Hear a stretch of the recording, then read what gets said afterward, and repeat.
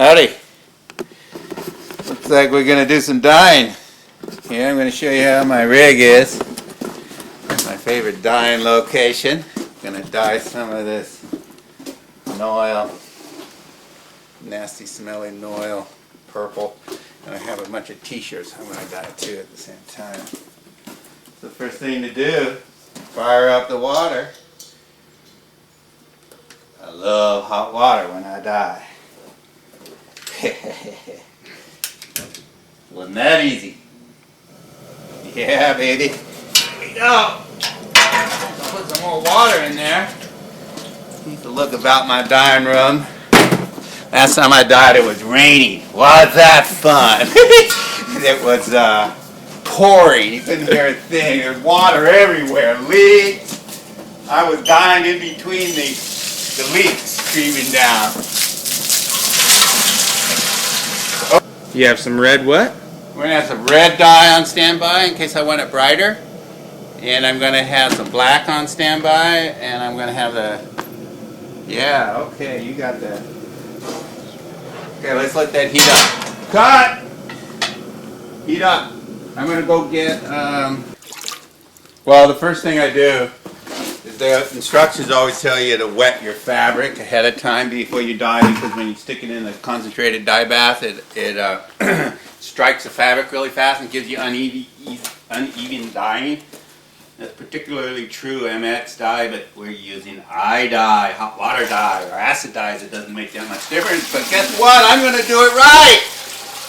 I'm going to do it like they say. So there's the fabric all wet.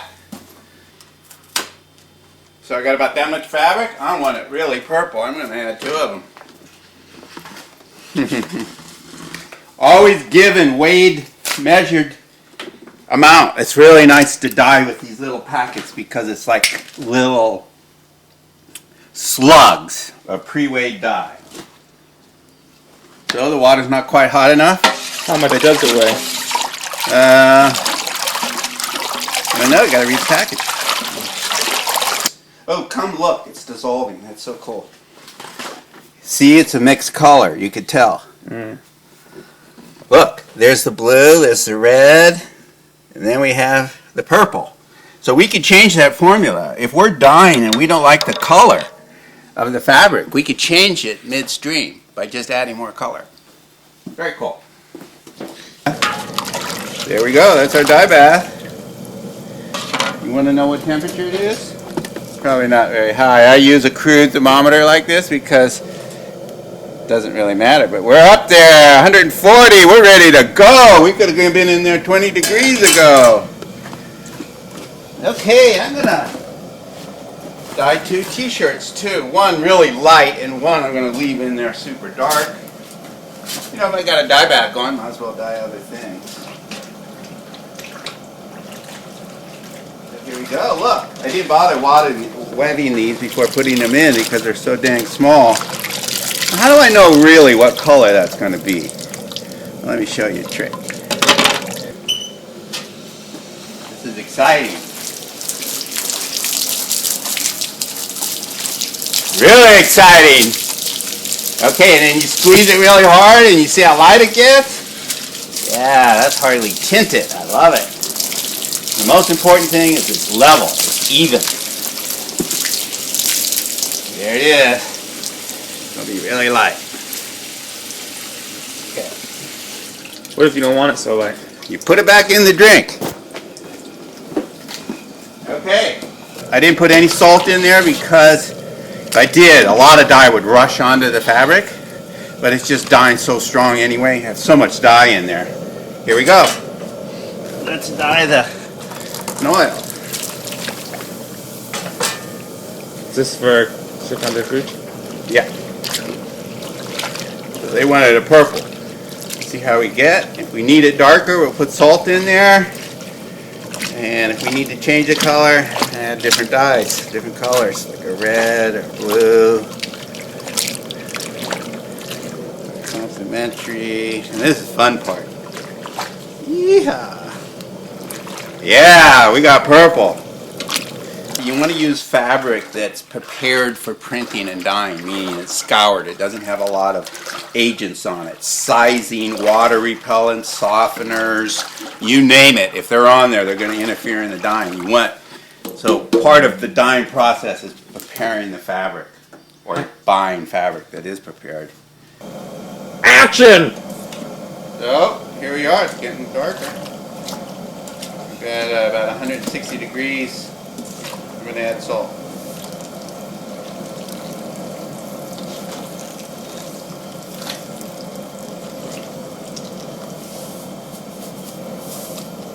That's a lot of salt. About half of one of these. That's going to dissolve in the dye bath and drive all this color onto the fabric. Chicken in the dye house! Chicken in the dye house! Get that thing out of here. Okay, what do you say? I say cluck cluck. What do you say about this? I'm dying to dye something else. I love this process. I love how simple it is. The key is to have hot water, and I do that with a burner. It's just so primitive, but so good. I could dye anything. I dyed 50 yards of fabric, about 8 colors in one day last week. I mean, this is Production City. This is all you need. That or a washing machine. Why didn't you use the washing machine? Because I like hotter water. The temperature in the hot water heater only gets up to about 135. 160 is like king. Anything over that, you just get incredibly dark colors.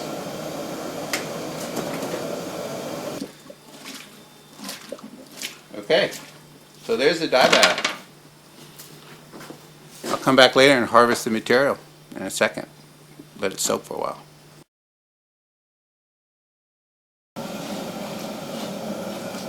There's a t-shirt. So one reason I like to put in a known quantity, a known dyeable silk to see what color it changes. And then I know if the fabric I'm dyeing is good fabric or not good fabric. That's pretty dark. I'm going to rinse that. You don't have to heat it up. It's a lot of energy. Dun dun. Dun dun dun dun dun dun dun dun. It's going to be pretty dark. And that'll get lighter too. A little bit. As you wash it. Well, no, it won't lose any color. But it will get dry, and the drier the fabric looks, the drier the fabric, the less. And is that environmentally friendly? Yes, I grow all my plants on iDye.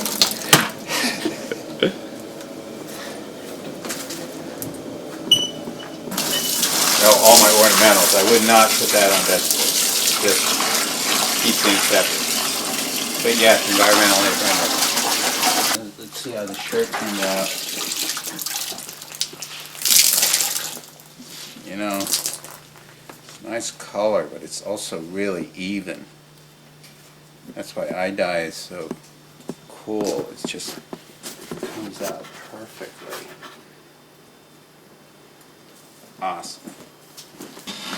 Not that much fabric.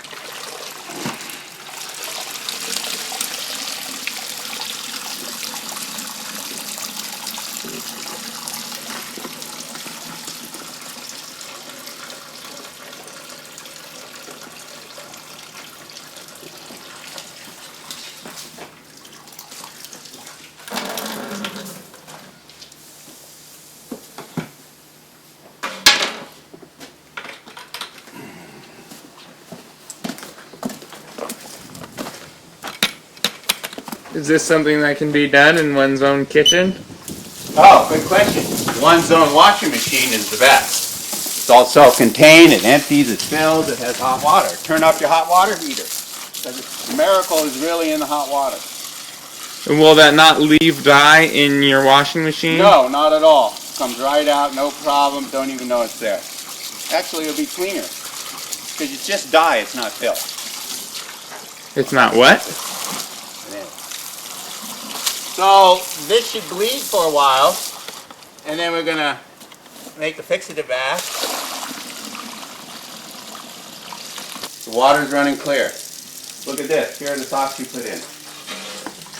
There's a lot of dye in this dye bath. Remember, I used 2 packets. I still have a lot of oomph there. Nice. Those are Spanish socks I got in France. Spanish socks in France.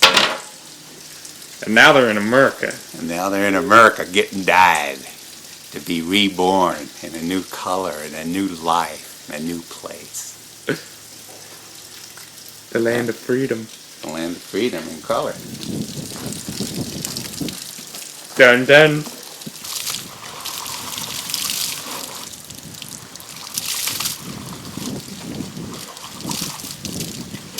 Yeah, washing machine, that's perfect.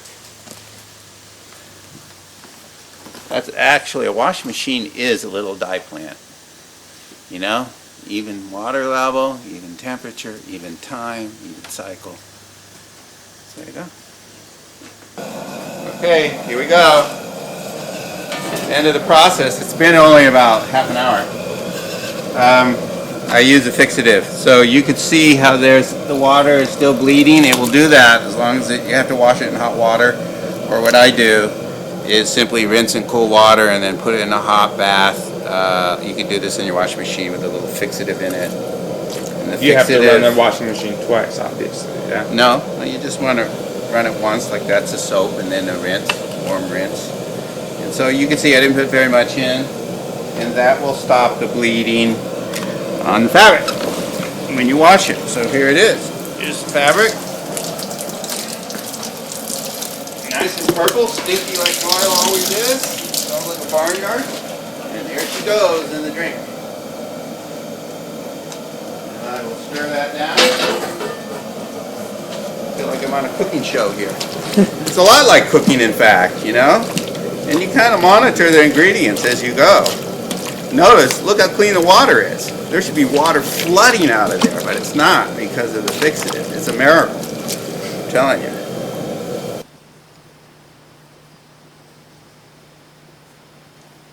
All right. We are hanging. Pretty purple shirt.